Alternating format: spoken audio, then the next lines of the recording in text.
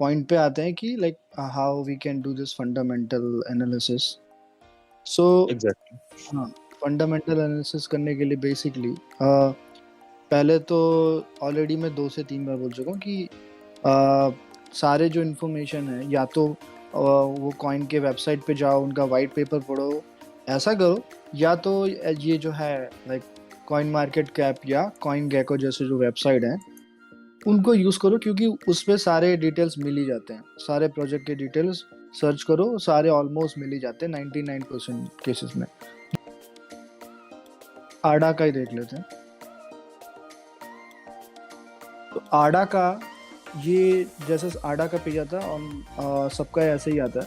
तो आडा में अगर जो इसके डिटेल्स में जाएंगे, यहाँ पे पूरी डिटेल्स होती है कि like what is Cardano, that means Ada. So उसकी डिटेल्स यहाँ हो गई है, एंड उसके फाउंडर के नाम भी यहाँ पे मिल जाएगा, who are the founder of Cardano. अब चार्ल्स हॉस्किन का नाम अगर जो गूगल करोगे, सो ऑलरेडी ये पता चल जाएगा कि जो चार्ल्स हॉस्किन है वो ऑलरेडी इसका इथेरियम का पार्ट था, को फाउंडर था। सो अगर जो इथेरियम जैसा प्रोजेक्ट हो को उनका जो को फाउंडर है नया प्रोजेक्ट में जा रहा है, सो एक ट्रस्ट बिल्ड होता है वहाँ से। तो हमेशा जब बोलते हैं ना फाउंडर देखो फाउंडर देखो, ये फाउंडर ये की रोल प्ले करता है। एंड मेरे हिसाब से आडा पे अभी जो इतना बड़ा मार्केट कैप है, क्योंकि उनका अभी फर्स्ट स्मार्ट कॉन्ट्रैक्ट आया है, वो भी अभी इसी मंथ में आया है। एंड उसके पहले भी वो लोग टॉप 3 में थे, उनका मार्केट कैप अबाउट 60-70 बिलियन में था।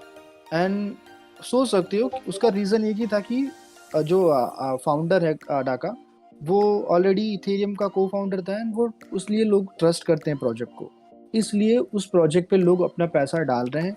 इवन उसका फर्स्ट स्मार्ट कॉन्ट्रैक्ट अभी आया है, उसका डी ऐप अभी इसी मंथ, सब कुछ ऑलमोस्ट इसी मंथ में स्टार्ट हुआ है, जबकि प्रोजेक्ट काफ़ी पुराना है, तो भी उसका मार्केट कैप काफ़ी अच्छा है, टॉप 3 में है। सो इसका रीज़न यही है फाउंडर का। लूना के फाउंडर को भी तुम देख सकते हो। Luna's founder they have a previous crypto background but not at extensive background as Gavin Woods and Charles Hoskinson. उनका जो बैकग्राउंड है वो पहले से रहा है, जैसे कि आइदर वो पहले क्रिप्टो प्रोजेक्ट्स में फाउंडर काम कर चुके होंगे या फिर उनका बहुत अच्छा टेक्निकल बैकग्राउंड होना चाहिए।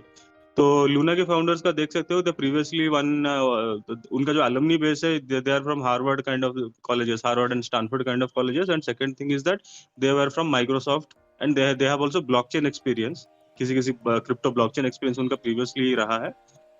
बट उनका प्रॉपरली ऐसे बड़े प्रोजेक्ट्स में जैसे इथेरियम वाले प्रोजेक्ट जैसा बैकग्राउंड नहीं है, बट है ऐसा। तुम अलुमनी बेस भी देख सकते हो कि अगर उनके पास विजन है and they are from Harvard Stanford, तो that also counts for some time. वो लूना खाली लूना नहीं है, वो टेराफॉर्म लैब्स करके उनका है। जैसे कि हमारे यहाँ पे सोलाना लैब्स करके जगह है, जो सोलाना का जो फाउंडर है खाली राजगोपाल नहीं है, सोलाना लैब्स का जो एक है याना टेली या यावा टांको करके कुछ है, रशियन नाम है उनका। तो वो भी ये है। हाँ, तो ये इनके जो है डोगाउन करके है, उसका तो पूरा आर्टिकल फोर्ब्स पे ही है। एग्जैक्टली डोकोन का एक्चुअली स्टैनफोर्ड यूनिवर्सिटी से कंप्यूटर साइंस है, एंड उसके बाद भी peer to peer connectivity solution में भी उसने एक कंपनी संभाला था। तो peer to peer and all, he knows about lot of things. So उनका सब बैकग्राउंड रहा है पहले से। अब एंड देखो देयर ऋषभ, हाँ, जो दूसरी चीज हम इसके बाद में बात करने वाले थे कि इन्वेस्टमेंट कैसा है, यहाँ पे देखो ऑलरेडी यहाँ पे मेंशन हुआ है ऑलमोस्ट 32 मिलियन का इन्वेस्टमेंट हुआ है बाइनेंस है, XRP, पॉलीचेन। तो ये जो वीसी फंडिंग की बात होती है, जो सेकंड चीज आती है कैसी वीसी फंडिंग है, कितना इन्वेस्टमेंट हुआ प्रोजेक्ट पे। सो हम लोग ढूंढ रहे थे फाउंडर का डिटेल, और फाउंडर के डिटेल के साथ उसके प्रोजेक्ट की इन्वेस्टमेंट की भी डिटेल है, जो कंसिडर करना चाहिए। वैसे देखा जाए तो हमेशा ये बोलते हैं कि जितनी वीसी फंडिंग होती है वो उसको हम नेगेटिव कंसिडर करते हैं, क्योंकि उतना कंट्रोल होने लगता है वो प्रोजेक्ट पे, वो उतना जो वीसी इन्वेस्टर्स होते हैं। बट ये एग्जैक्टली बैकिंग, हाँ, ये बैकिंग इतना तो श्योर करता है कि ये प्रोजेक्ट का ग्रोथ होने वाला है एंड होगा। एग्जैक्टली वो इसलिए हम लोग पहले नेगेटिव मानते थे, क्योंकि पहले के जो वीसीज होते थे like 2-3 years ago, we know how this ICOs used to work, right.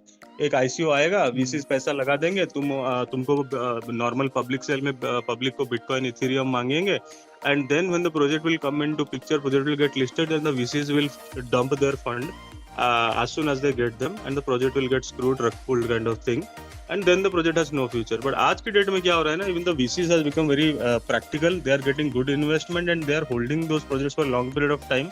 And उसको जो अभी जो डाइवेस्ट जो वेस्टिट्यूड जो ऐसे बोलते हैं, जो वर्ड मेंशन करते हैं, सबको एक साथ में प्रोजेक्ट के बिगिनिंग में अलाउ नहीं किया जाता. They have to hold for some amount of time, like 6% in 1 year, 12% in the second year, and 3-4 साल तक उनको रखना पड़ता है, अपना स्टेक बेच नहीं पाएंगे. इस तरह करके पार्ट बाय पार्ट करके छोड़ा जाता है मार्केट को देख के. तो इसलिए अभी थोड़ा सा वो आने पे थोड़ा स्टेबल हुआ है. And there is a VC listing also कि कौन से VC venture capital funds are much more intelligent, much more genuine.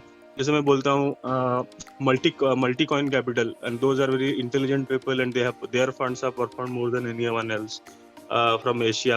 I think they belong to Hong Kong. Then आपका कॉइनबेस और बाइनेंस का भी इन्वेस्टमेंट रहता है बहुत सारे प्रोजेक्ट्स में, and these are very genuine investments. Coinbase Ventures और बाइनेंस अगर किसी को बैक कर रहा है तो वो प्रोजेक्ट बहुत अच्छा माना जाता है. एंड उसके बाद जो That's an आता है example. उसके बाद जो आता है हमारा, वो हम बात करते हैं टोकोनॉमिक्स की.